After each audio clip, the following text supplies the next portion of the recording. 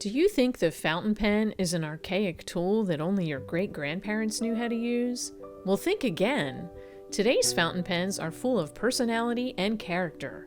The fountain pen is a fun way to be expressive with your writing and penmanship. With literally thousands of ink colors, you are sure to find one that adds flair to your handwritten notes. Let me show you how to write with this lovely analog tool. You will need a fountain pen, some ink to fill it with, and a notebook. The obvious parts of the fountain pen are the body and the cap.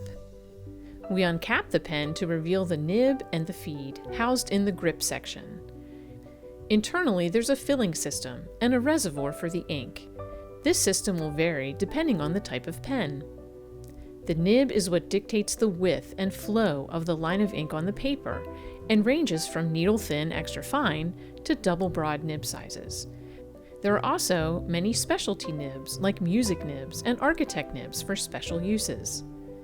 Next, the pen must be filled with ink, and this method will vary depending on the type of filling system your pen has. There are many filling systems for these pens, but the most common is the cartridge converter system, and most pens come with a pre-filled blue or black ink cartridge to get you writing right out of the box. But for maximum customization, you might want to choose a more expressive color of ink. The world of ink choices is a video in and of itself, so we will dive into the inkwell in another video sometime. To fill a pen with a converter, assemble the converter into the pen. Dip the nib into the ink bottle and expel any air by turning the plunger knob. Now turn the knob in the opposite direction and see the ink flow into the converter. Remove the pen from the ink bottle. Once filled, the nib and the grip section can be cleaned by gently removing excess ink with a cloth or paper towel. Now your pen is ready for writing.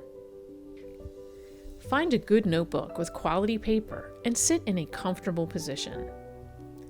The cap can sometimes be secured to the end of the pen, called posting, but sometimes this makes the pen too top-heavy, so you can set the cap safely nearby, but be sure not to lose it. The ink is drawn onto the paper by a process called capillary action. Place the nib onto the page at a low angle, with the tines resting comfortably on the paper.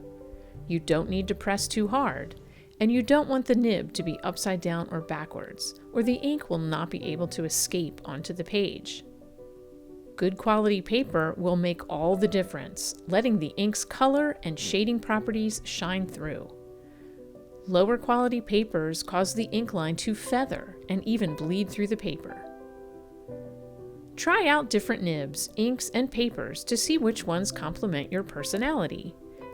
Be sure to cap the pen when you are done to prevent the ink from drying out. With just a little practice, you will be writing with character and flair, something those boring old ballpoint pens simply don't have. Enjoy your fountain pen journey, and thank you for watching!